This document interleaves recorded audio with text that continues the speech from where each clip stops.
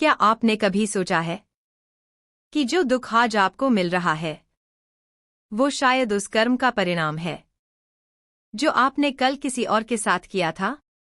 एक भूखे को रोटी से इनकार किया, एक माँ को आंसुओं में डुबो दिया, या फिर किसी मासूम की आत्मा को कोख में ही मार दिया। क्या आपने सोचा ये सब लौटकर आपके जीवन में कैसे आएगा? ये कोई काल्पनिक कहानी नहीं, ये उन सच्चे अनुभवों पर आधारित कथा है जहां हर इंसान अपने ही कर्मों के न्याय से गुजरता है। ये कहानी आपको रुलाएगी भी और जगाएगी भी। ये दिखाएगी कि बिना अदालत, बिना गवाही और बिना तिथि एक न्याय हर जगह होता है, जिसे हम कहते हैं कर्मों का न्याय। कर्मों का ऐसा न्याय जिसे आपने कभी सुना भी नहीं होगा।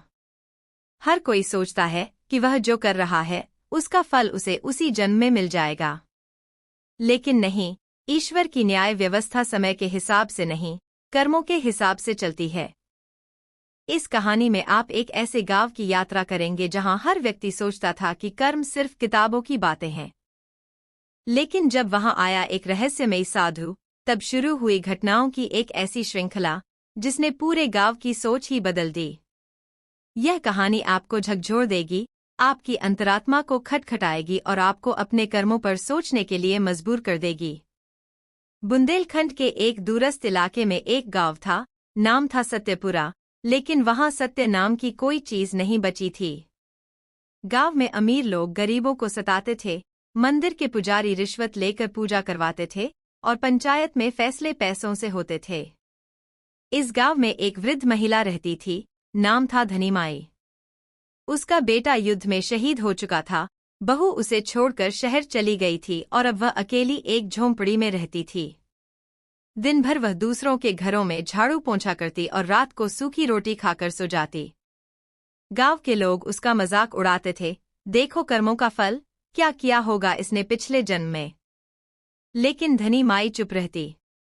उसकी आंखों में आंसू नहीं, बल्कि कोई अजीब सी चमक होती थी, मानो वह जानती हो कि न्याय का समय आ रहा है। सत्यपुरा गांव में जैसे जैसे अन्याय बढ़ता गया, गांव के मंदिर में भी सन्नाटा गहराता गया। वर्षों से गांव में कोई भजन नहीं हुआ था, कोई कथा नहीं बांची गई थी और न ही किसी ने कभी धर्म की बात की थी। पैसा और प्रभाव ही सब कुछ बन गया था। एक दिन गांव के बाहर लगे पीपल के नीचे अचानक एक अजनबी साधु आकर बैठ गया। लंबी जटा, आंखों में तेज, शरीर पर केवल भिक्षु वस्त्र और हाथ में एक कमंडल। उसका चेहरा शांत था, लेकिन उसकी उपस्थिति में ऐसा कुछ था जिससे हवा भी धीरे चलने लगी थी। गांव के कुछ बच्चे सबसे पहले उस साधु को देखने गए। फिर धीरे धीरे गांव वालों की भीड़ जमा होने लगी। महाराज, आप कौन हैं? किसी ने हिम्मत करके पूछा। साधु मुस्कराए और बोले, मैं वह नहीं जो दिख रहा हूं, मैं वह हूं जो सुनने आया हूं। इस गांव में न्याय कैसे होता है, बस देखना चाहता हूं। गांव के सरपंच हरिदत्त, जो अत्यंत घमंडी और भ्रष्ट थे, बोले, यह गांव हमारा है, हम न्याय करते हैं। साधु महाराज, यहां आप कुछ दिनों में खुद समझ जाएंगे कि यहां सब कुछ ठीक है। साधु कुछ नहीं बोले, बस मुस्कराए और बोले, ठीक है, मैं यही पीपल के नीचे कुछ दिन बैठूंगा, जो मेरे पास आएगा उसे उसके कर्मों का दर्शन कराऊंगा। लोग हंस पड़े। कर्मों का दर्शन? वो क्या होता है महाराज? हमें क्या बताओगे? सब तो पैसे से होता है। साधु बोले, जो समय अपने आप नहीं बताता उसे कर्म दिखा देते हैं, और जब कर्म दिखाते हैं तो ईश्वर न्याय करते हैं। ऐसा न्याय जिसे कभी सुना नहीं होगा। ठाकुर भोलानाथ गांव का सबसे अमीर और प्रभावशाली व्यक्ति था। उसने आधे गांव की जमीनें जबरदस्ती हथिया रखी थीं। वह रोज मंदिर आता था, घी के दिए जलाता, महंगी पूजा करवाता, लेकिन अंदर से घमंडी और निर्दयी था। एक दिन ठाकुर साधु के पास गया और बोला, महाराज, आप तो कहते हैं कि कर्मों का दर्शन कराते हैं, तो मुझे भी दिखाओ मेरे कर्म। साधु ने उसकी आंखों में देखा और बोले, तुम्हें अपने कर्म दिखाने की आवश्यकता नहीं, तुम्हें बस एक रात्रि अपने खेत में सोना होगा, बिना किसी सेवक, बिना किसी सुरक्षा के, अकेले। ठाकुर हंसा। अरे, ये भी कोई सजा है? ठीक है महाराज, आपकी बात मान लेता हूँ। उस रात वह अकेला अपने खेत में लेट गया। आधी रात को उसे एक सपना आया, उसमें वह एक किसान के वेश में है और एक ठाकुर उसी तरह उसे पीट रहा है जैसे उसने एक गरीब किसान को वर्षों पहले मारा था। उसका शरीर पसीने से तरबतर हो गया। फिर सपना टूटा, लेकिन खेत में खड़ा था वही किसान, मर चुका लेकिन आत्मा के रूप में। उसने कहा, ठाकुर, तूने मुझे मारा, मेरी बेटी को बेआबरू किया, मेरी जमीन छीन ली। अब वक्त है न्याय का। ठाकुर चीखता हुआ उठ बैठा और भागा भागा साधु के पास पहुंचा। महाराज, माफ कर दो, मैंने जो किया था अब सब लौटाऊंगा, जमीनें वापस करूंगा, गरीबों की मदद करूंगा। साधु मुस्कराए। यही तो कर्मों का न्याय है ठाकुर, अब बाकी लोग भी आएंगे। सत्यपुरा गांव के मंदिर का प्रमुख पुजारी था पंडित गोवर्धन। वह बाहर से बड़ा धार्मिक दिखता था, माथे पर लंबा चंदन का तिलक, रुद्राक्ष की माला और जीभ पर हमेशा भगवान का नाम। लेकिन अंदर से वह उतना ही कपटी और लोभी था। गरीबों की पूजा मुफ्त नहीं करता था, बल्कि अमीरों से मोटा दान लेकर उन्हें स्वर्ग का टिकट देता था। उसका एक नियम था, जिनके पास पैसा नहीं, उनका भगवान भी नहीं। साधु की बातों और ठाकुर की रात वाली घटना के बाद अब गांव के लोग थोड़े सतर्क हो गए थे। कुछ लोग साधु को रोज जाकर प्रणाम करने लगे, लेकिन पंडित गोवर्धन मन ही मन ईर्ष्या करने लगा।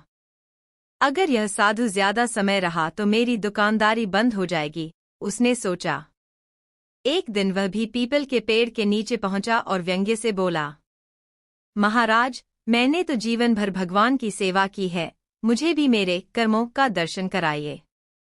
साधु ने उसे देखा और शांत स्वर में कहा, तुम्हारी पूजा में जो पाप छुपे हैं वो अब उजागर होंगे। आज रात तुम्हें वह सुनाई देगा जो वर्षों से बंद पड़ा है। तुम्हारे कान तुम्हारे ही पापों की आवाज सुनेंगे। पंडित गोवर्धन थोड़ा घबराया, लेकिन खुद को संभालते हुए बोला, ठीक है महाराज, देख लूंगा। रात को जैसे ही वह मंदिर में सोया, उसे मंदिर की पुरानी घंटियों की आवाज सुनाई दी, लेकिन वो आवाज मधुर नहीं, भयावह थी। उसने देखा कि मंदिर की मूर्ति से किसी गरीब स्त्री की आवाज आ रही थी। पंडित, तूने मुझसे कहा था कि अगर मैं 500 रुपए न दूं तो मेरी बेटी का विवाह अशुभ रहेगा, पर मेरी बेटी की मौत हो गई। तूने मुझसे झूठ बोला। तेरी पूजा में मेरा विश्वास टूट गया। क्या यही धर्म है? फिर एक और आवाज आई, एक बूढ़े व्यक्ति की। मैं तेरा नौकर था मंदिर में, तूने मुझे प्रसाद देने से मना कर दिया था क्योंकि मैं अछूत था। तूने मेरे हिस्से का प्रसाद अपने कुत्ते को दे दिया था। अब पंडित चीखने लगा। वह मंदिर से भागा और सुबह होते ही सीधा साधु के चरणों में गिर पड़ा। माफ करो महाराज, मैं अंधा हो गया था लालच में। अब मंदिर सबके लिए खोलूंगा और हर किसी की पूजा निःशुल्क करूंगा। मुझे सच्चे धर्म का रास्ता दिखाओ। साधु बोले। अब जब कानों ने सुना तो आत्मा ने माना। यही है कर्मों का न्याय। गांव के किनारे एक बड़ी हवेली में रहती थी भगवती देवी, एक अमीर और अत्यंत कठोर महिला।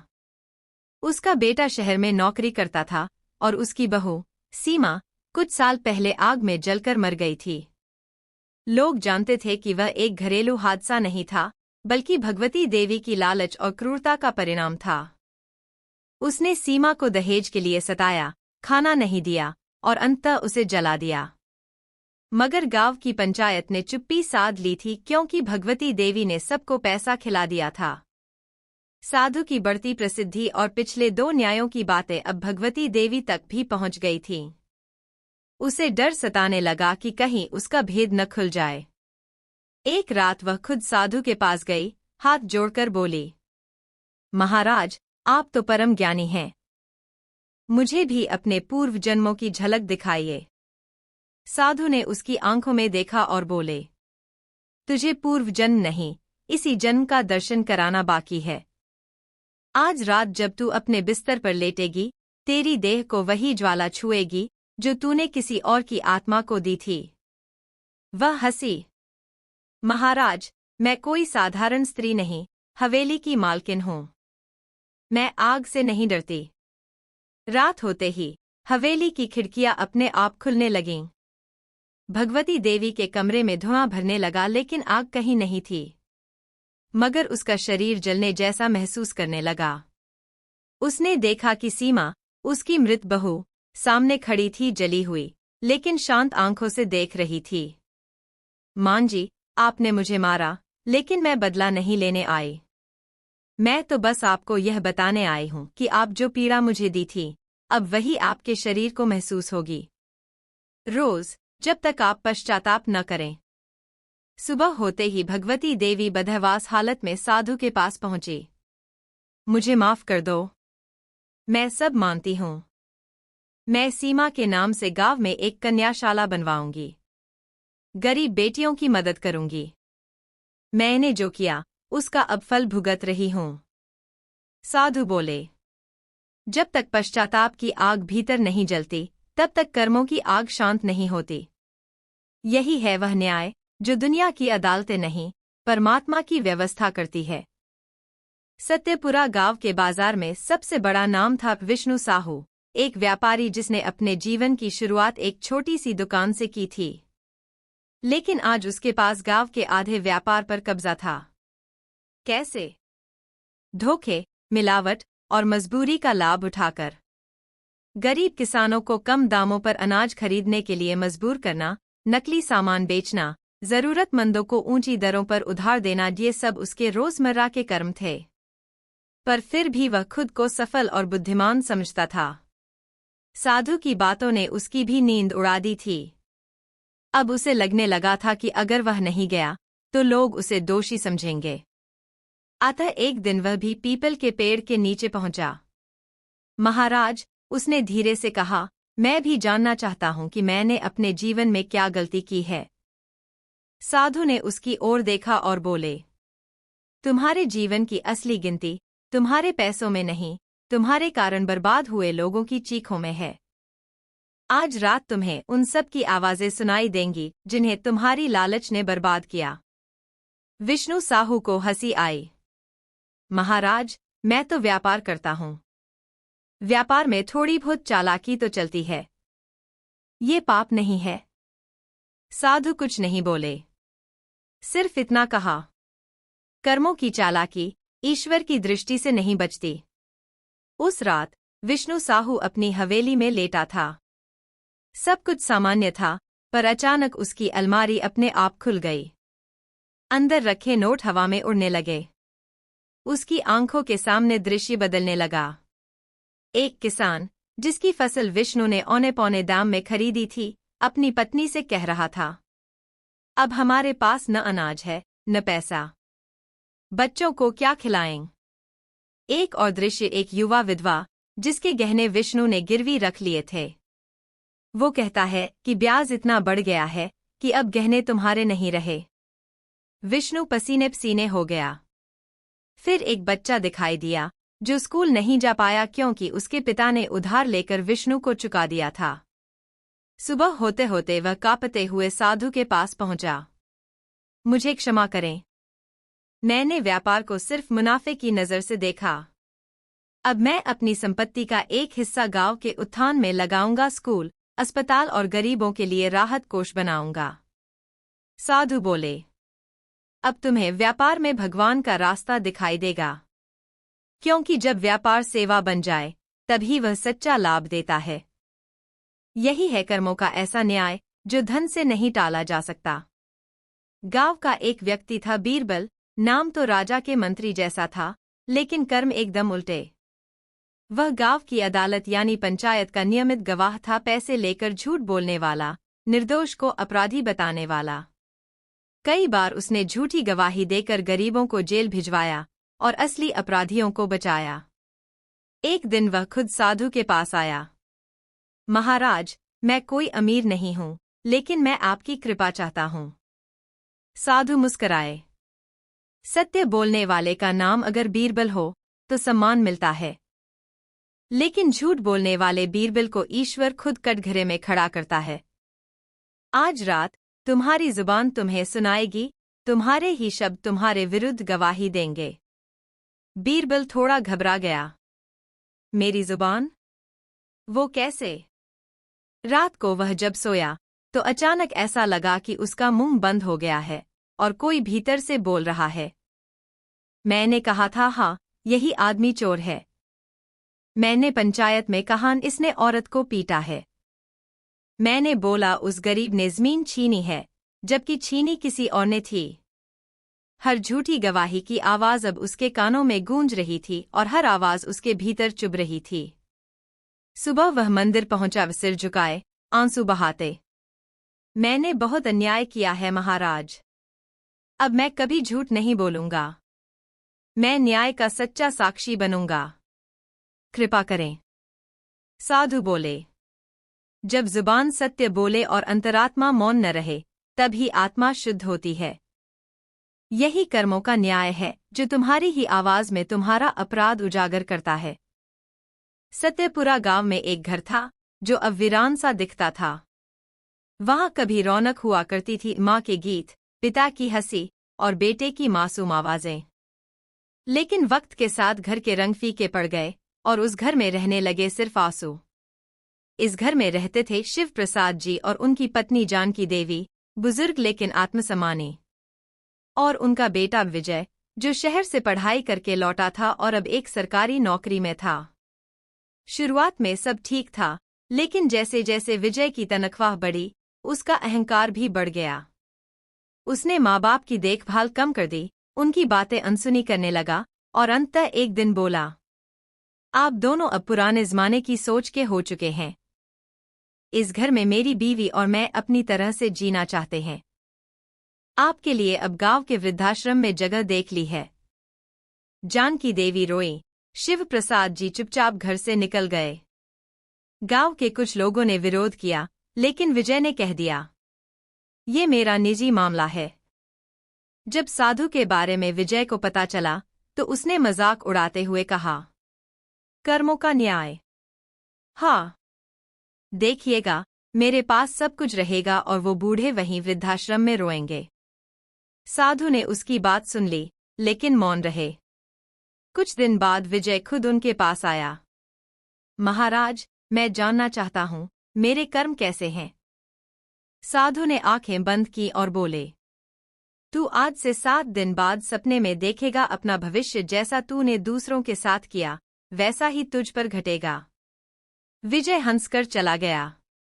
7वें दिन की रात वह नींद में कांपने लगा।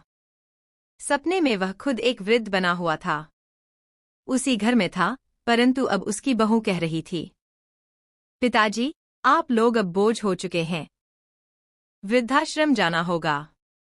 उसने देखा कि उसका बेटा सामने खड़ा है, बिल्कुल वैसे ही जैसे वह कभी खड़ा था।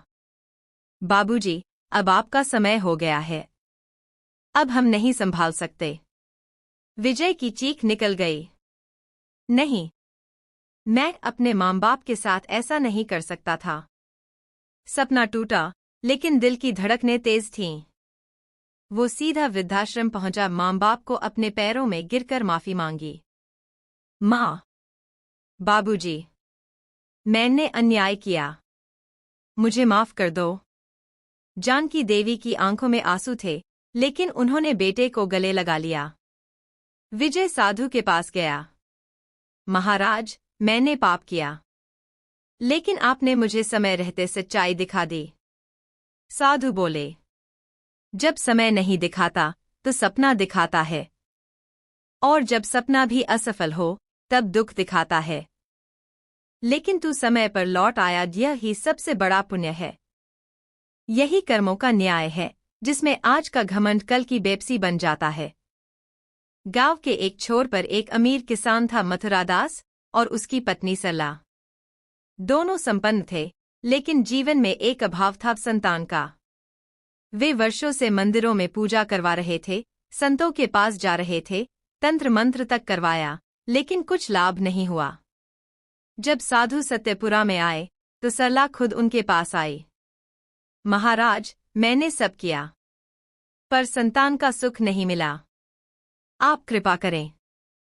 साधु ने उसकी आंखों में देखा, फिर बहुत धीमे स्वर में कहा, जिसने दूसरों की कोख को सूना किया हो, उसकी कोख कैसे फलदायी होगी।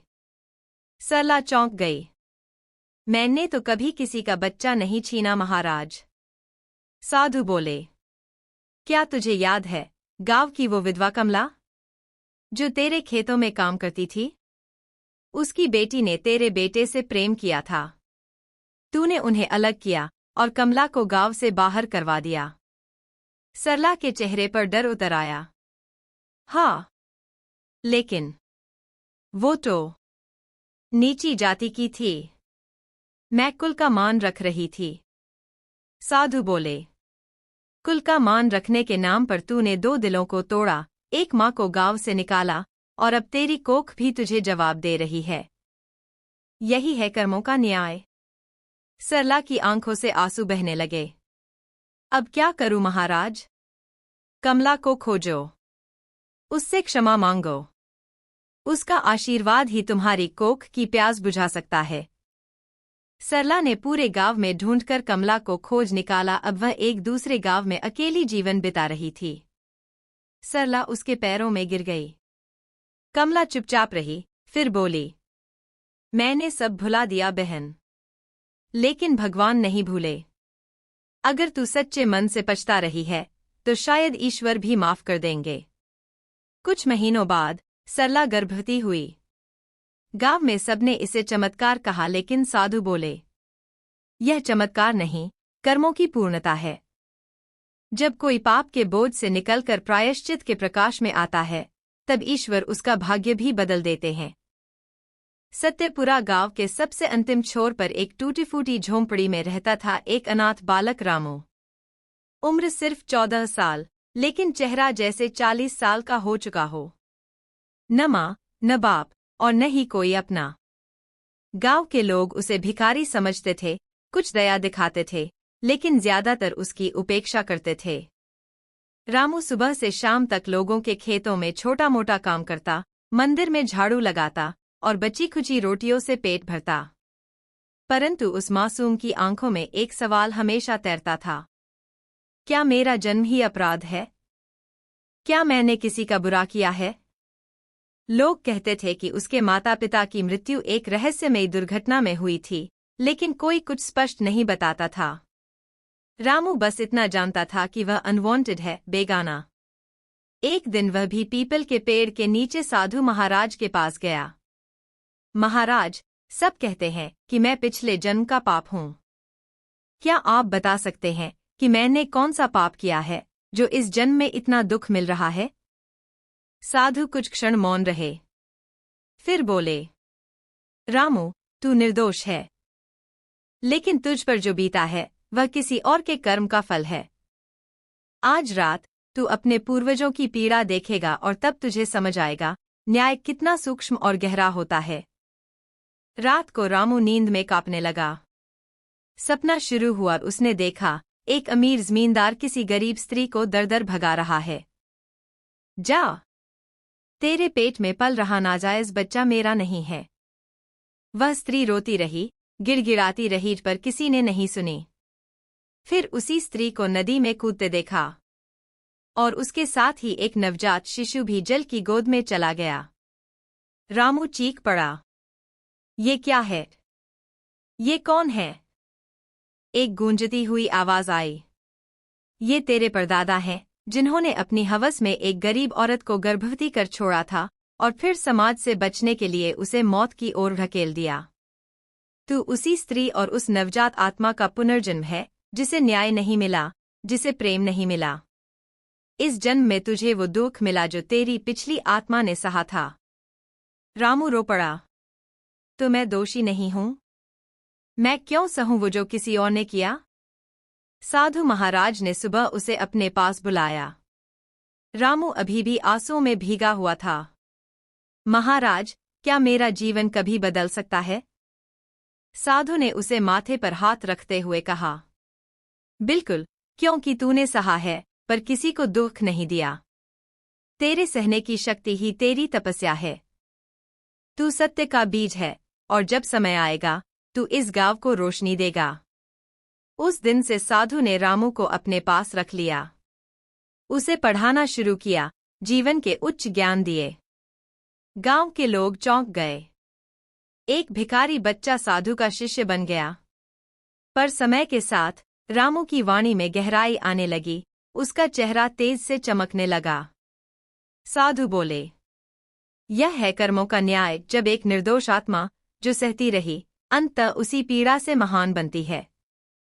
गांव के स्कूल में 2 शिक्षक थे, गोपाल और प्रकाश। दोनों अच्छे मित्र थे।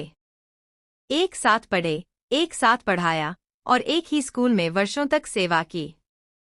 लेकिन समय के साथ गोपाल को तरक्की मिल गई और वह स्कूल का प्रधानाचार्य बन गया। प्रकाश को यह बात चुभ गई। मैं उससे कम नहीं था। फिर उसे क्यों चुना गया? जरूर इसने पैसे चलाए होंगे, रिश्वत दी होगी।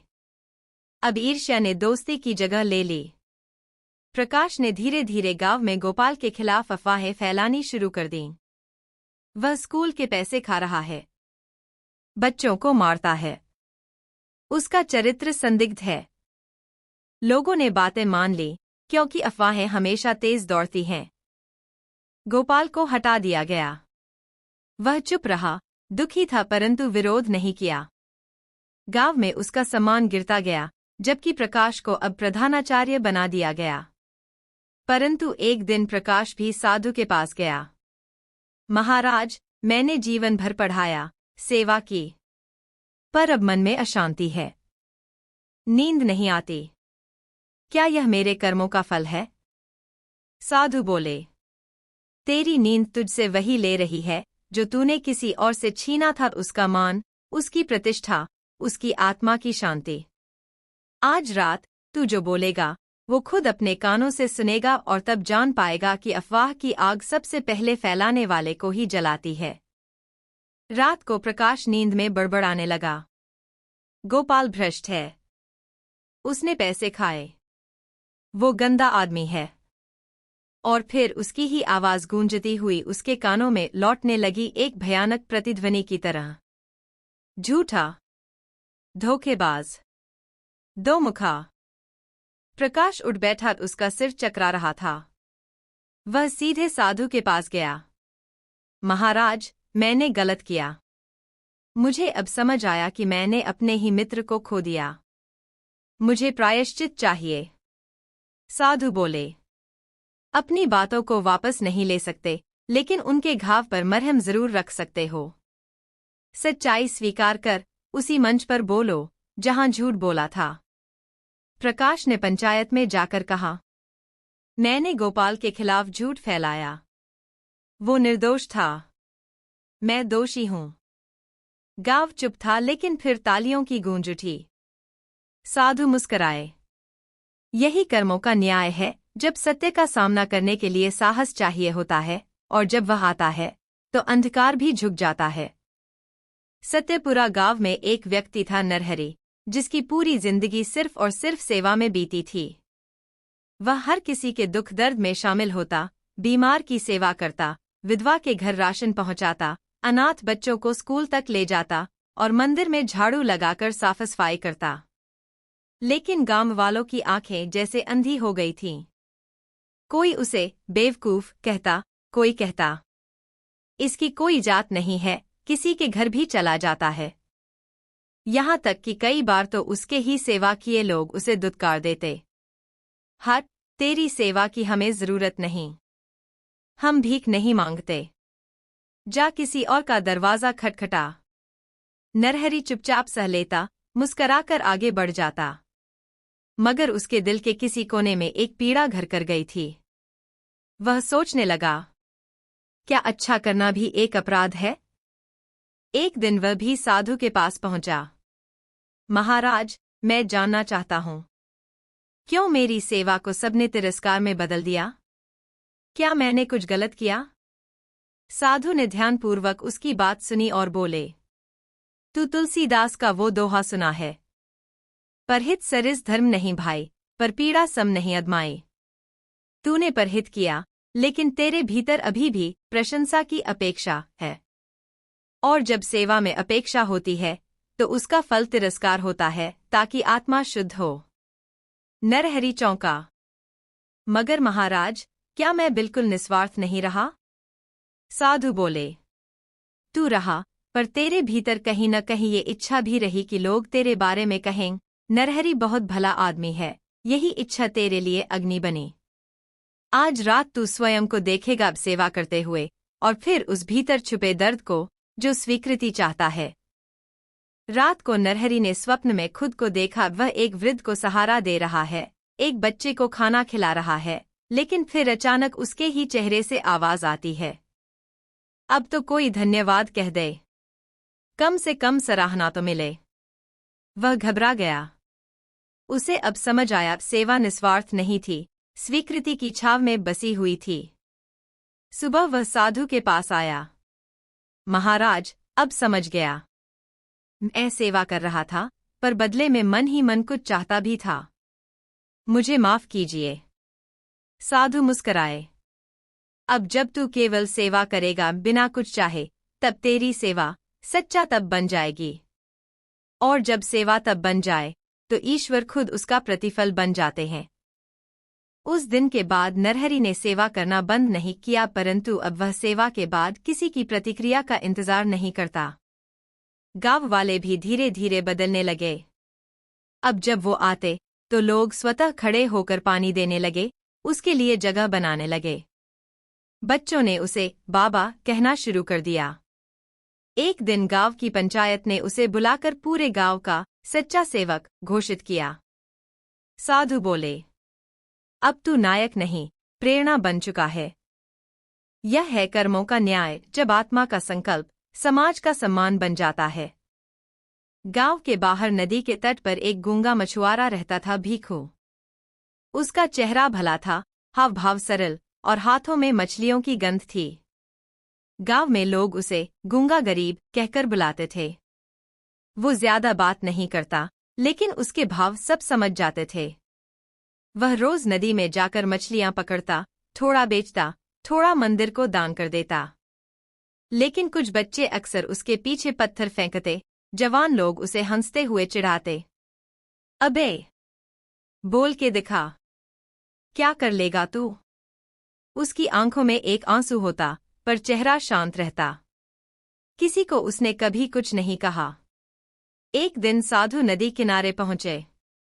भीखू उन्हें देखता रहा और फिर हाथ जोड़कर उनके सामने बैठ गया। साधु ने उसकी आंखों में देखा और बोले, तू जो बोल नहीं सकता, तेरे भीतर की आवाज ईश्वर तक रोज पहुंचती है। आज तेरे पूर्वजों की कहानी तुझ पर प्रकट होगी। रात को भीखू को एक सपना आया। उसने देखा एक आदमी तलवार से किसी निर्दोष का गला काट रहा है। फिर एक महिला का गहना छीन रहा है। और अंत में एक बालक की जीभ काट रहा है, ताकि वह गवाही न दे सके। उसी क्षण एक दिव्य स्वर आया, ये सब तेरे परदादा ने किया था और तू उनकी पीढ़ी का अंतिम उत्तराधिकारी है। इसलिए तू आज गूंगा है, ताकि वो जीभ जो एक निर्दोष की चीख दबा गई थी, अब कभी अन्याय की बात न कह सके। भीखू की आंखों में आंसू भर आए। वह समझ गया कि उसकी चुप्पी उसके वंश का प्रायश्चित है। सुबह साधु ने उसे अपने पास बुलाया और सिर पर हाथ रखकर कहा, तेरा मौन तेरी तपस्या है। तू अब वही करेगा जो शब्द नहीं कर सकते, सेवा, मूक करुणा और निष्काम दया। गांव वालों ने पहली बार भीखू को एक दिव्य तेज के साथ देखा। अब वह गूंगा नहीं था, बलिदान का प्रतीक बन गया था।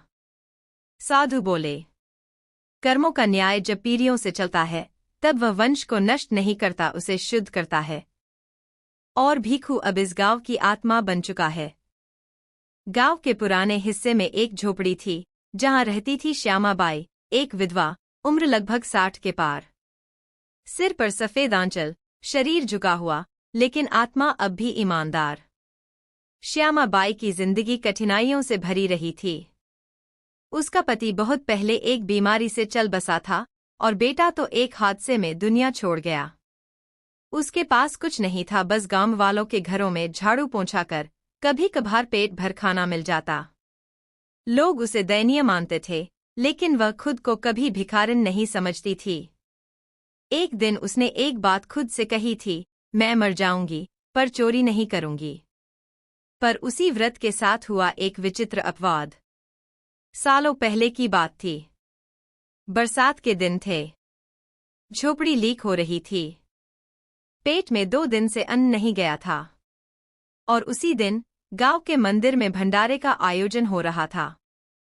श्यामा बाई बाहर बैठी थी, इंतजार कर रही थी कि कोई उसे भी एक पत्तल थमा दे। पर सबने अनदेखा किया। भूख ने विवेक पर चोट की। उसने मंदिर के पीछे जाकर रसोई के चूल्हे से एक रोटी चुरा ली। बस एक रोटी। और फिर अगले ही क्षण पछतावे ने उसे भीतर से तोड़ दिया। उसने वह रोटी वहीं रख दी और रोती हुई घर लौट गई। समय बीत गया। किसी को यह बात पता नहीं चली। लेकिन उस दिन के बाद उसकी गरीबी कभी कम नहीं हुई। जितना कमाती, उससे ज्यादा खर्चा सामने आ जाता। वह सोचती, मैंने तो जीवन भर मेहनत की, किसी का बुरा नहीं किया, फिर क्यों मेरी झोली हमेशा खाली रही। एक दिन वह भी साधु महाराज के पास पहुंची। झुकी हुई, थकी हुई, मगर आंखों में एक सवाल। महाराज, क्या मेरी गरीबी का भी कोई कारण है? क्या मैंने कोई पाप किया है? साधु उसकी आंखों में देख रहे थे और बोले, तूने जीवन भर संयम और ईमानदारी से जिया। बस एक क्षण था जब तूने भूख से मजबूर होकर मंदिर की रसोई से एक रोटी उठाई थी। श्यामा बाई की आंखें भर आईं। महाराज, मैंने खाई भी नहीं। वो तो वापस रखती थी। साधु बोले, हाँ, वो रोटी वापस रखी थी। लेकिन उस रोटी को बनाने वाला बूढ़ा ब्राह्मण उस दिन भूखा सोया था। उसकी पत्नी बीमार थी। उसने अंतिम रोटी रख छोड़ी थी। तूने उसे लौटाई, लेकिन तब तक वह बूढ़ा चला गया था और तेरी आत्मा पर वह एक टीस बन गई। श्यामा बाई अब फूट फूट कर रोने लगी। मैंने कभी नहीं चाहा कि किसी को भूखा रखूं। मुझे तो पता ही नहीं था। साधु ने हाथ जोड़कर कहा, अब जब पश्चाताप सच्चा है और आत्मा ईमानदार है, तब ईश्वर खुद उसकी क्षमा का पात्र बन जाते हैं। आज से तेरे जीवन की तिजोरी खुलेगी। उस दिन के बाद गांव की पंचायत ने श्यामा बाई को मंदिर की देखभाल की जिम्मेदारी दी। रोज भंडारे में सबसे पहले उसी के हाथों से भोजन परोसा जाने लगा। लोग उसके पास आने लगे आशीर्वाद लेने, सेवा करने और उसकी कहानियां सुनने। साधु मुस्कराकर बोले, यह है कर्मों का न्याय, जो रोटी चुराने पर ताजीर नहीं देता, लेकिन आत्मा पर पड़ी गर्द हटने तक चैन भी नहीं देता। और जब पश्चाताप आता है, तो भूख भी आशीर्वाद बन जाती है। गांव की सीमा पर एक समय रहा करती थी कुसुम। सुंदर, सरल और पढ़ी लिखी लड़की, जिसने हमेशा लड़कियों को पढ़ाने का सपना देखा था। वह गांव के स्कूल में पढ़ाती थी। लेकिन गांव में कुछ लोग उसके स्वाभिमान से जलते थे, खासकर कुछ पुरुष, जिन्हें स्त्रियों का आत्मनिर्भर होना खटकता था। एक दिन एक षड्यंत्र हुआ। गांव के ही एक प्रभावशाली युवक धवल ने पंचायत में यह कहकर आरोप लगा दिया कि कुसुम का एक व्यक्ति से गलत संबंध है। उसने नकली गवाह खड़े किए, झूठे सबूत बनवाए। गांव की पंचायत ने बिना जांच के कुसुम को स्कूल से निकाल दिया। उसका चरित्र प्रश्न चिन्हों से भर गया। कुसुम गांव छोड़ गई, आंखों में आंसू, आत्मा में विद्रोह। समय बीता। साधु गांव आए और एक दिन धवल उनके पास आया। महाराज, मैं आज तक चैन से नहीं सो पाया। लोग मुझे सम्मान देते हैं, लेकिन मेरी आत्मा चीखती है। साधु बोले, जिस स्त्री के चरित्र पर झूठा आरोप लगाया जाता है, उसकी पीड़ा आत्मा से निकलकर आकाश तक जाती है और तब ईश्वर स्वयं सुनवाई करते हैं। तूने कुसुम की इज्जत नहीं छीनी, तूने पूरे समाज की मर्यादा को चोट दी। अब तू स्वयं देखेगा वो दृश्य, जब तेरे ही परिवार की स्त्री पर वही आरोप लगेंगे और तू मौन खड़ा रहेगा। रात को धवल ने सपना देखा, अब उसकी बहन एक परीक्षा में टॉप करती है, लेकिन कोई कहता है यह तो किसी अफसर से मिलकर आई है। फिर उसकी पत्नी को नौकरी से निकाल दिया जाता है, उसका चाल चलन ठीक नहीं। धवल की आत्मा टूट गई। सुबह होते ही वह सीधा शहर गया, कुसुम को ढूंढकर उसके पैरों में गिर गया। बहन, मुझे माफ कर दो, मैंने तुम्हारा सबसे बड़ा अपमान किया। अब समझ आया कि झूठा आरोप केवल शब्द नहीं, किसी की जिंदगी का वध होता है। कुसुम ने कहा, मैं क्षमा कर दूंगी, पर गांव की हर बेटी के लिए एक पुस्तकालय बनवाओ ताकि ज्ञान किसी की इज्जत का जवाब बन सके। धवल ने वैसा ही किया। साधु बोले, यह है कर्मों का न्याय, जो जुबान से कहे गए झूठ को वापस नहीं लाता, परंतु पश्चाताप से उसके घाव पर मरहम रखता है।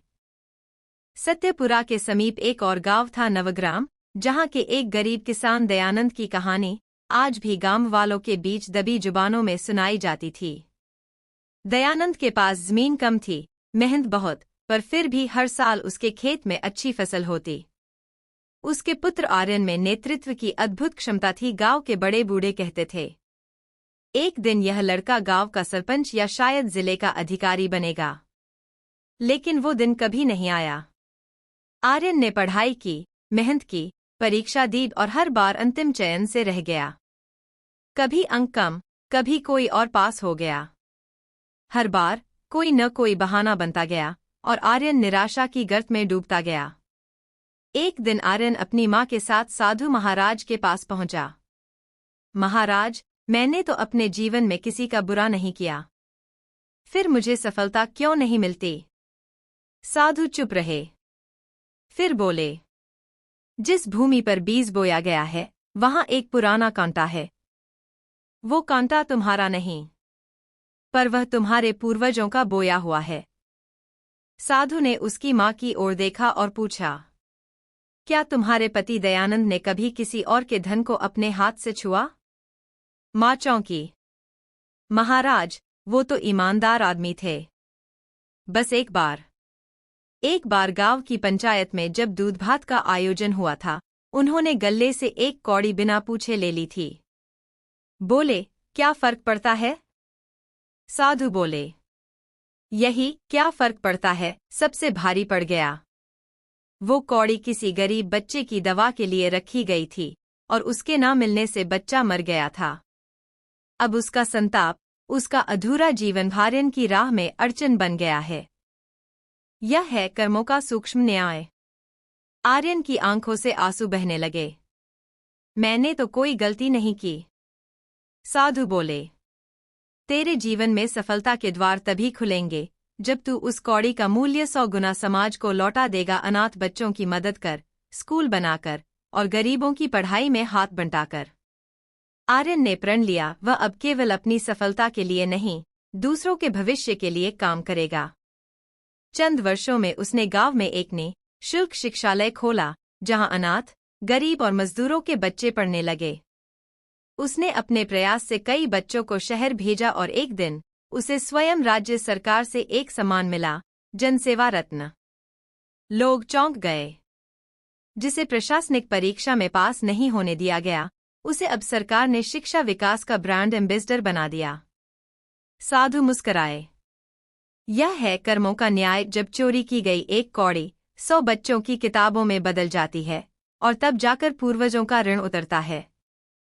गांव की गलियों में कुछ वर्ष पहले एक लड़का था, निखिल। पढ़ाई में ठीक, लेकिन उसे आदत थी दूसरों का मजाक उड़ाने की। किसी की चाल ढीली हो, कोई तुतला कर बोले या कोई ज्यादा मोटा हो, निखिल के लिए सब फन का माल थे। स्कूल की एक लड़की थी, मीरा। साधारण चेहरे वाली, थोड़ी शांत, लेकिन पढ़ाई में बहुत होशियार। निखिल ने उसका मजाक उड़ाते हुए कहा था, ऐसी शक्ल वालों को तो आईना भी डर से टूट जाए। बात हंसी में उड़ा दी गई, लेकिन मीरा के भीतर जो टूटा, उसका शोर किसी को नहीं सुनाई दिया। एक दिन मीरा ने अपनी डायरी में एक वाक्य लिखा, अगर मैं मर भी जाऊं तो शायद किसी को फर्क नहीं पड़ेगा। और एक दिन वह स्कूल की छत से कूद गई। एक उजली आत्मा अंधेरे में खो गई। गांव में मातम फैला। मगर समय के साथ सब भूल गए, बस निखिल नहीं भूल पाया। वो दिन आया जब वह खुद बोल नहीं पाया। गले की कोई नस सिकुड़ गई। डॉक्टरों ने कहा, यह मानसिक तनाव से जुड़ा है। इसका इलाज अब दवाओं से नहीं, आत्मा के सुकून से होगा। निखिल साधु के पास गया। आंखों में अपराध, आत्मा में पछतावा। महाराज, मैं जानता हूं मैंने मीरा का दिल दुखाया, लेकिन क्या मैं इतना बड़ा अपराधी था कि मेरी आवाज ही छिन जाए? साधु बोले, तेरी आवाज दूसरों की आवाज को दबाने में लगती थी। अब तुझे चुप रहकर जानना है मौन कितना गूंजता है। जब तू मीरा के जैसी 10 लड़कियों को पढ़ाएगा, उनके सम्मान की ढाल बनेगा, तभी तेरा गला बोलेगा। निखिल ने मीरा की आत्मा से क्षमा मांगी और उसी स्कूल में मीरा बालिका शिक्षालय नामक एक ट्रस्ट शुरू किया। हर हफ्ते लड़कियों के लिए आत्मबल, सुरक्षा और आत्मसम्मान की कक्षाएं होने लगीं। कुछ वर्षों बाद एक समारोह में जब एक बालिका ने कहा, आज अगर मीरा दीदी होती तो वो बहुत खुश होती, तभी निखिल की आंखें भर आईं और पहली बार उसने मंच पर कुछ शब्द बोले, शुक्रिया। पूरे पंडाल में तालियां बजने लगीं। साधु बोले, यह है कर्मों का न्याय जो जुबान से की गई चोट का इलाज मौन और सेवा से करता है। सत्यपुरा के एक कोने में रहती थी सुन्यना, एक शिक्षिका जो सदैव धार्मिक, ईमानदार और विनम्र रही। उसका जीवन सीधा सादा था, न कोई दिखावा, न कोई लालच। उसने अकेले ही अपने बेटे शुभम को पाला, उसे पढ़ाया और संस्कारों से सींचा। लेकिन फिर भी शुभम दिन ब दिन बिगड़ता गया। गुस्सैल, अपशब्द बोलने वाला, आलसी और उद्दंड। सुन्यना हैरान थी कि उसकी कोख से ऐसा बच्चा कैसे जन्मा। उसने न कोई बुरा किया था, न किसी का दिल दुखाया। एक दिन रात को वह गहरी नींद में थी।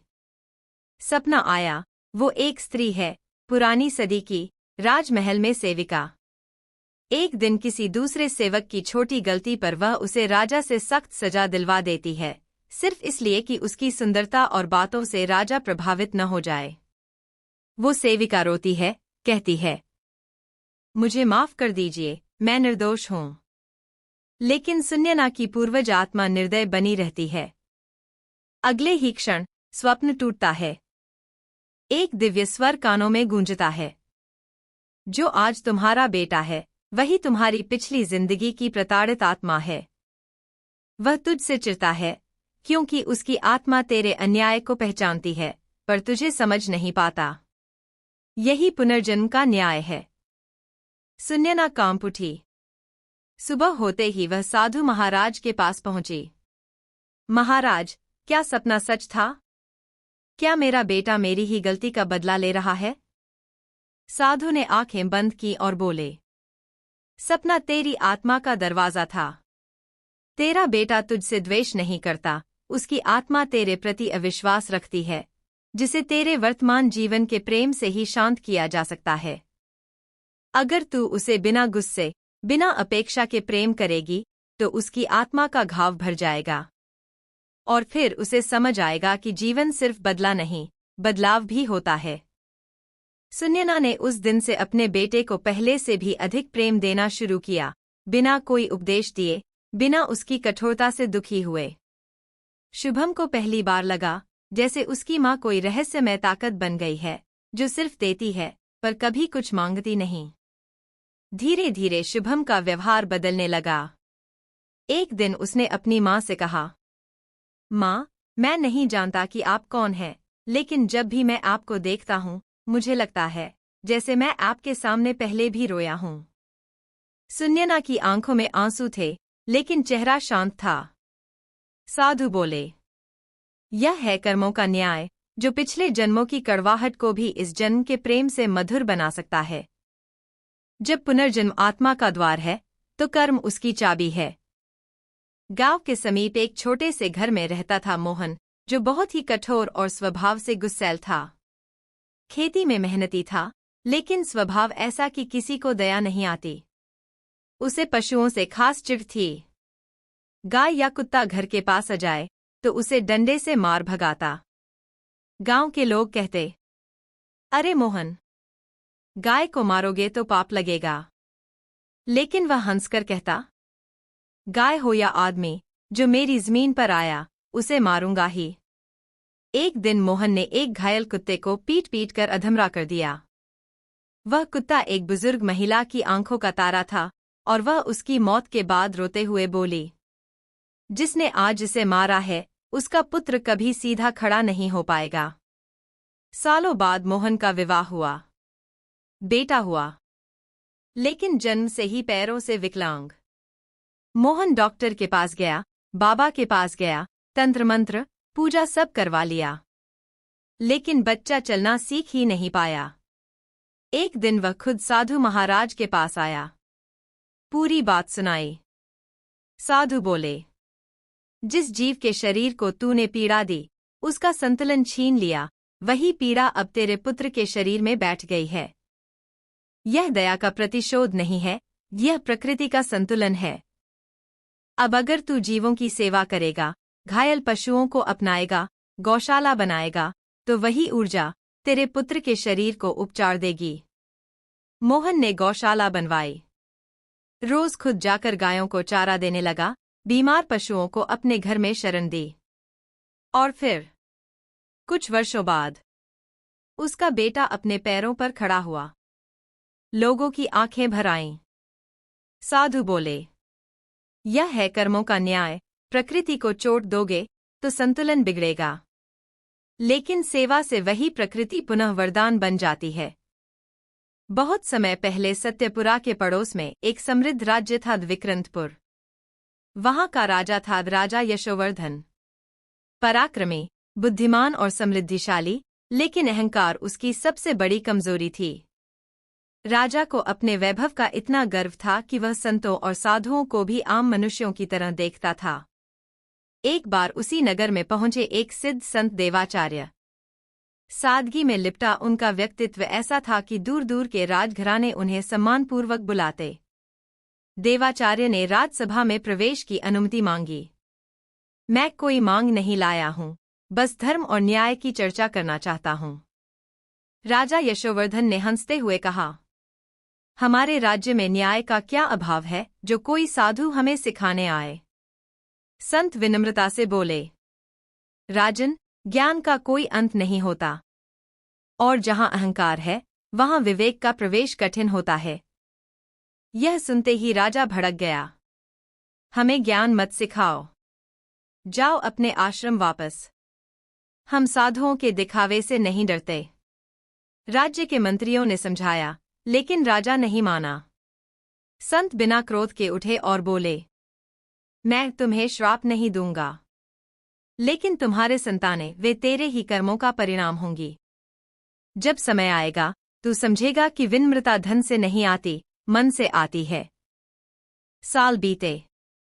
राजा का पुत्र राजकुमार हेमांग युद्ध में पराक्रमी निकला, लेकिन अत्यंत क्रूर और अहंकारी। उसने एक दिन अपने ही गुरुकुल में आग लगवा दी, क्योंकि गुरु ने उसे अधम कह दिया था। राजा को लगा कि उसका पुत्र उसका ही प्रतिबिंब है और उसे गर्व भी था, लेकिन भाग्य ने चुपके से योजना बना ली थी। कुछ वर्षों बाद युद्ध में हेमांग ने एक निर्दोष राज्य पर आक्रमण कर दिया, जहां कोई प्रतिकार नहीं था। उसी राज्य के मंदिर में वही संत देवाचार्य वर्षों बाद ध्यानस्थ थे। हेमांग ने उनकी कुटिया को भी जला दिया, बिना यह जाने कि वह एक सिद्ध संत हैं। और उसी रात युद्ध शिविर में हेमांग की रीढ़ की हड्डी टूट गई। वह जीवन भर के लिए अपंग हो गया। राजा यशोवर्धन अब बूढ़ा हो चुका था, कांपते हुए देवाचार्य के पास पहुंचा। महाराज, क्या यह आपके श्राप का परिणाम है? संत ने आंखें खोली और बोले, मैंने कोई श्राप नहीं दिया। तुम्हारे कर्म ही तुम्हारा न्याय बने। तुमने अपने पुत्र को अहंकार में पाला, संयम नहीं सिखाया, और आज वही अग्नि तुम्हारे ही दरवाजे जलाने आई है। राजा फूट फूट कर रोने लगा। क्या अब कुछ हो सकता है? संत बोले, अब भी कुछ हो सकता है। अगर तुम पूरे राज्य में विनम्रता, सेवा और क्षमा के लिए विद्यालय खोलो और संतों को फिर से सम्मान दोगे तो तुम्हारा वंश विनाश से बच सकता है। राजा ने संन्यास लिया और अपने शेष जीवन में मंदिरों और गुरुकुलों की स्थापना की। हेमांग अब सिंहासन पर नहीं बैठ सका, लेकिन वह साधारण जीवन जीते हुए अनाथ बच्चों की देखभाल करने लगा और धीरे धीरे उसका नाम फिर से सम्मान में लिया जाने लगा। देवाचार्य बोले, यह है कर्मों का न्याय, जहां श्राप की जरूरत नहीं होती, कर्तव्यहीनता ही स्वयं दंड बन जाती है। पर यदि पश्चाताप सच्चा हो तो वह दंड भी वरदान में बदल सकता है। सत्यपुरा के ही जंगल के पास एक छोटा गांव था, बेलाघाट, जहां रहता था एक व्यक्ति कन्हैया, जो खुद को तांत्रिक कहता था। वह दावा करता कि उसके पास ऐसी शक्तियां हैं जिससे वो किसी का भी अहित कर सकता है। गांव में जो भी उससे उलझता, कुछ ही दिनों में उसकी बीमारी, व्यापार में घाटा या पारिवारिक संकट आने लगता। लोगों को डर लगने लगा कि कहीं उसकी नजर न पड़ जाए। लोग उसे भयवश कुछ भी कहते, बाबा, सिद्ध, जागृत पुरुष। लेकिन असल में वह एक छलिया था जिसने पुराने ग्रंथों से थोड़ा बहुत तंत्र सीखा और डर फैलाकर अपनी दुकान चला रहा था। एक दिन वह साधु देवाचार्य के पास गया। मुझे अपने तंत्र को और तेज करना है, आप मुझे शक्ति दीजिए। संत ने शांति से पूछा, तू ये शक्ति क्यों चाहता है? ताकि लोग मुझसे डरें और मेरा नाम पूरे क्षेत्र में फैले। संत गंभीर हो गए। जिस शक्ति का उद्देश्य भय हो, वह आत्मा को नष्ट कर देती है। कन्हैया हंस पड़ा, मुझे आत्मा से क्या लेना, मुझे प्रभाव चाहिए। संत बोले, ठीक है, तू अब देखेगा कि तेरा प्रभाव तेरे ही दिमाग में आग लगाएगा। सप्ताह बीता और कन्हैया का व्यवहार बदलने लगा। उसे हर जगह अपने दुश्मन दिखने लगे। कभी घर की दीवारें फुसफुसाती सुनाई देती, कभी खुद को उल्टा लटकता हुआ महसूस करता। उसके चेले भाग गए और कुछ ही महीनों में वो पागल खाने में भर्ती हो गया, अपने ही भय और अंधकार में फंसकर। संत ने कहा, यह है कर्मों का न्याय, जहां डर फैलाने वाला अंततः खुद ही डर में घुटता है। जो दूसरों की आत्मा पर अंधेरा डालता है, उसकी आत्मा खुद ही अंधकार में भटकती है। सत्यपुरा से थोड़ी दूरी पर एक सुंदर परिवार रहता था, राजेश्वर और लक्ष्मी। दोनों सज्जन, संपन्न और समाज में आदरणीय थे। उनकी एक ही संतान थी, शिवांगी, जो सुंदर, संस्कारी और अत्यंत बुद्धिमती थी। शिवांगी के विवाह की तैयारी हो रही थी। वर पक्ष प्रतिष्ठित था। घर में खुशी की लहर थी, हर ओर मिठाई, सजावट और भजन गूंज रहे थे। पर इस प्रसन्नता से 8 वर्ष पूर्व की एक घटना ने इस दिन को आज तक बांध रखा था। 8 साल पहले एक शाम एक बूढ़ा भिखारी, कमजोर और कांपते हाथों से उनके घर के द्वार पर आया। आवाज धीमी थी, आंखें झुकी हुईं। माई, कुछ खाने को दे दो, कई दिन से भूखा हूं। लक्ष्मी देवी पूजा कर रही थीं। उन्होंने मुंह बनाते हुए कहा, जा बाबा, आगे जा, यहां शादी ब्याह का घर है, अशुभ न कर। राजेश्वर ने भी तिरस्कार से कहा, इन जैसे लोग हर शुभ अवसर पर टपकते हैं, मेहनत क्यों नहीं करते? भिखारी चुपचाप मुड़ा और चला गया। लेकिन चलते चलते उसने एक वाक्य कहा था, जिस घर से भूखे को लौटाया जाए, वहां की थाली कभी पूर्ण नहीं होती।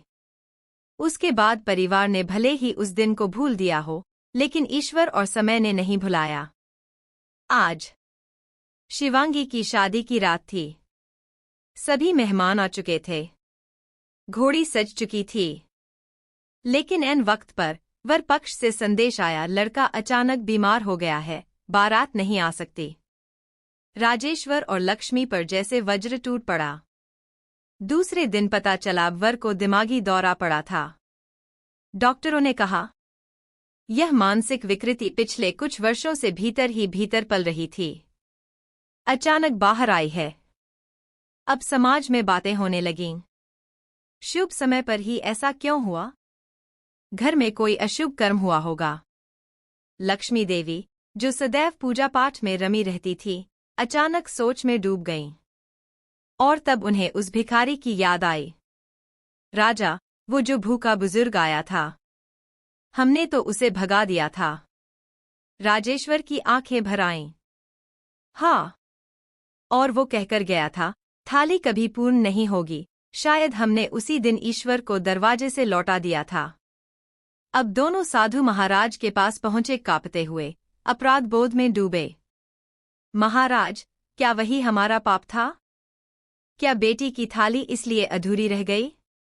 साधु ने गहरी दृष्टि से देखा और बोले, तुम्हारा दोष बड़ा नहीं था, पर वह भूखा तुम्हारी परीक्षा था। परीक्षा में तुम नहीं, तुम्हारा अहंकार बैठा था, और वो हारा। अब यदि तुम वास्तव में पश्चाताप करते हो, तो इस समाज के भूखों के लिए एक सदा अन्नपूर्णा भंडारा खोलो, जहां कोई भूखा लौटे नहीं। राजेश्वर और लक्ष्मी ने वैसा ही किया। 1 माह के भीतर गांव में एक भव्य भंडारे की स्थापना हुई। रोज सैकड़ों को भोजन मिलने लगा। 1 वर्ष बाद एक युवा संत अपनी टोली के साथ गांव आया। वह तेजस्वी था, उसकी आंखों में अपार शांति। उसने गांव में भंडारा देखा, पूछा, यह किसने शुरू किया? राजेश्वर और लक्ष्मी ने विनम्रता से सिर झुका दिया। हमने एक गलती की थी, उसी का पश्चाताप है यह। संत कुछ देर मौन रहे, फिर बोले, मेरी छोटी बहन है, शिक्षित, सरल और सुंदर। मुझे उसके लिए ऐसा ही घर चाहिए जहां भूखे को ईश्वर समझा जाए। और वही शिवांगी, जिसकी शादी अधूरी रह गई थी, उसी संत की बहन शुभ्रा के भाई के माध्यम से एक अच्छे घर में ब्याही गई। उस घर में दया, श्रद्धा और सेवा की परंपरा थी। लक्ष्मी ने अपनी बेटी के हाथ में हल्दी से भरी थाली देखी और आंखों में आंसू छलक आए। साधु मुस्कराकर बोले, यह है कर्मों का न्याय। थाली उसी की भरती है जो पहले किसी की झोली में बिना पूछे प्रेम डालता है। अपमान की थाली में कभी सुख का परोस नहीं होता। गांव में एक आदमी था, हरिकृष्ण। 2 बेटे, खेती, घरबार सब कुछ था। लेकिन जब वह वृद्ध हुआ और शरीर थकने लगा, तो बेटे उसे बोझ समझने लगे। एक दिन बड़े बेटे ने कहा, बाबा, अब गांव के दूसरे छोर वाले घर में रहें, हम यहाँ व्यस्त रहते हैं। छोटे बेटे ने भी समर्थन कर दिया। हरिकृष्ण का दिल टूटा। वह अब पुराने मकान में अकेला रहने लगा, दीवारों से बातें करता, सुबह चौपाल देखता और शाम को आंखों में आंसू लिए सो जाता। कुछ वर्ष बीते। छोटे बेटे का बेटा आयुष अचानक एक दुर्घटना में अनाथ हो गया।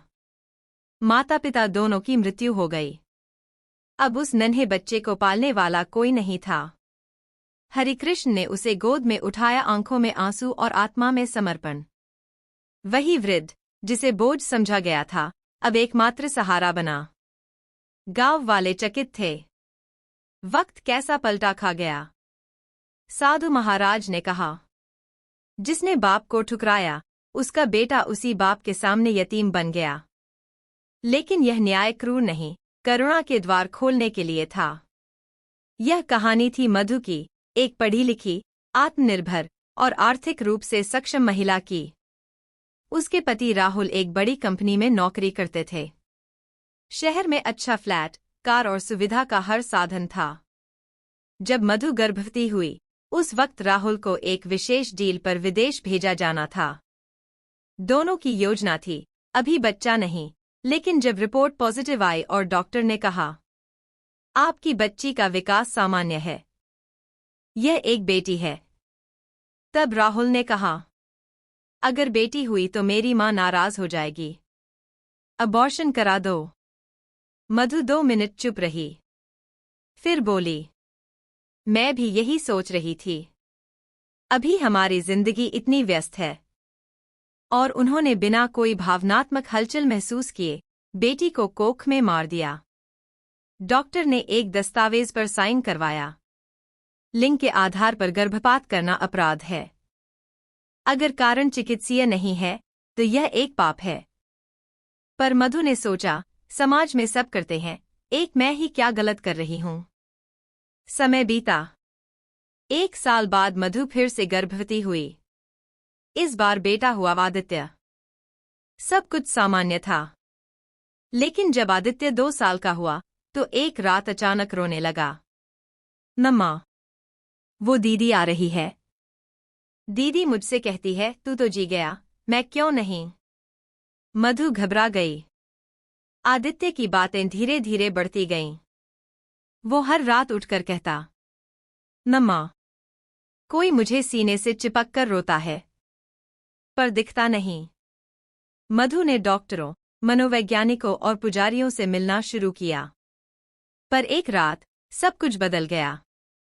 उस रात मधु को सपना आया, एक छोटी सी बच्ची गुलाबी फ्रॉक में, जिनकी आंखों में मासूमियत और पीड़ा दोनों थीं। वो मधु के पास आई और बोली, माँ, आपने मुझे जन्म नहीं दिया, लेकिन मुझे ममता चाहिए थी। मैंने कभी किसी से शिकायत नहीं की, लेकिन आदित्य मेरा हिस्सा था।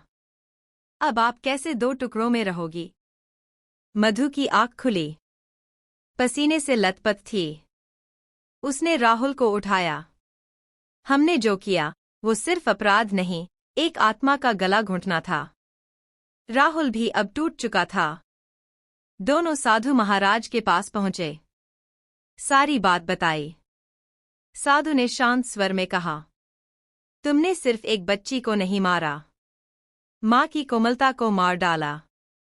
यह शरीर का नहीं, आत्मा का पाप है।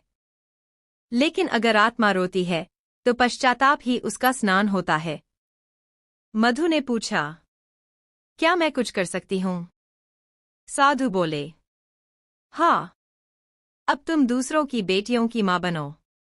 जिन बच्चियों को कोई नहीं चाहता, उन्हें अपनाओ। उन्हें शिक्षा दो, सुरक्षा दो, माँ बनकर प्रेम दो। मधु ने उसी दिन एक संस्था से जुड़कर छोटी लड़कियों के लिए एक आश्रय गृह खोला। नाम रखा नंदिता, मेरी पहली बेटी का नाम। हर साल उसकी पुण्यतिथि पर मधु 108 कन्याओं को भोजन, कपड़े और किताबें देती।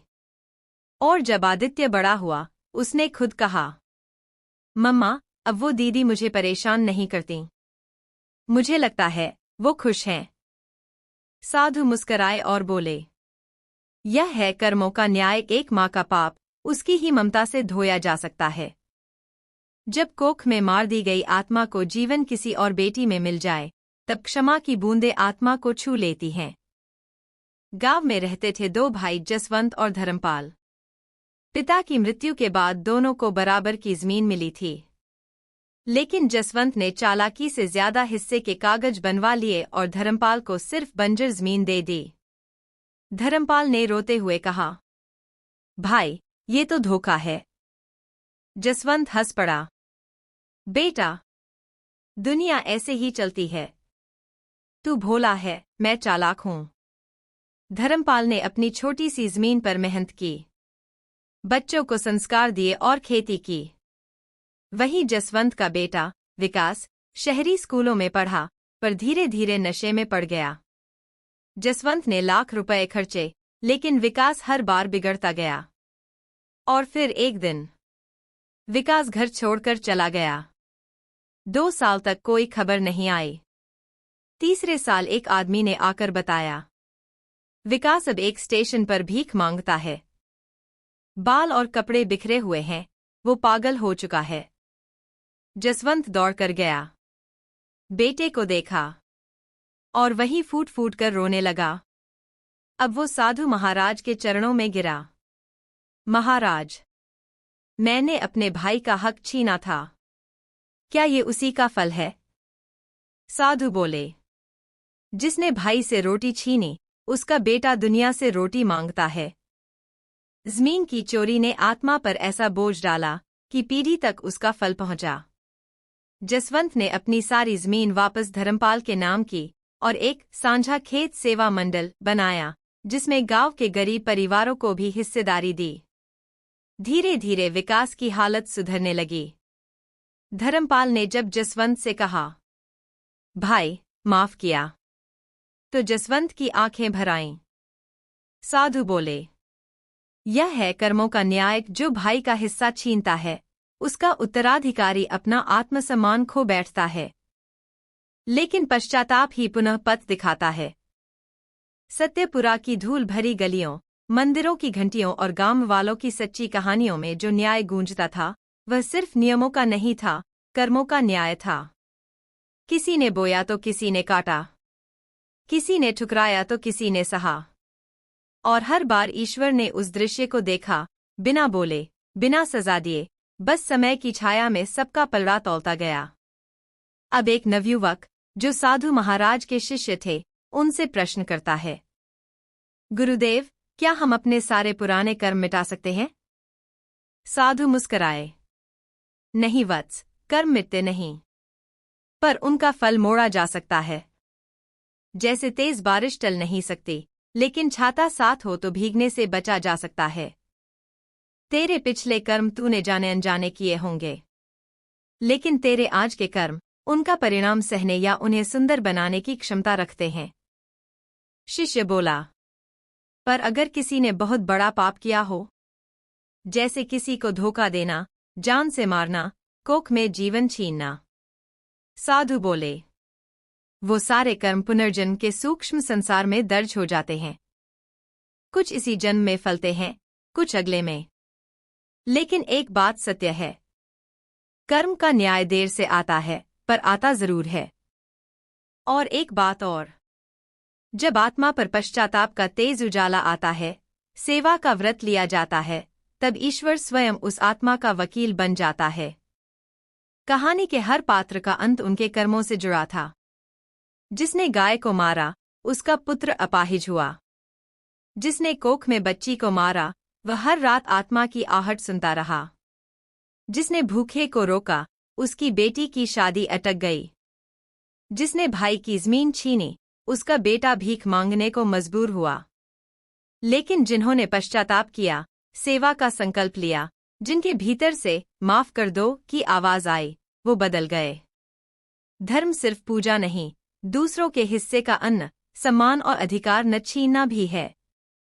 ईश्वर सिर्फ मंदिर में नहीं, उस इंसान की आंखों में भी बसता है, जिसे हम ठुकरा देते हैं। जब हम सेवा करते हैं, तो हमारे पुराने पापों की स्याही धुलने लगती है। साधु महाराज अब वृद्ध हो चले थे।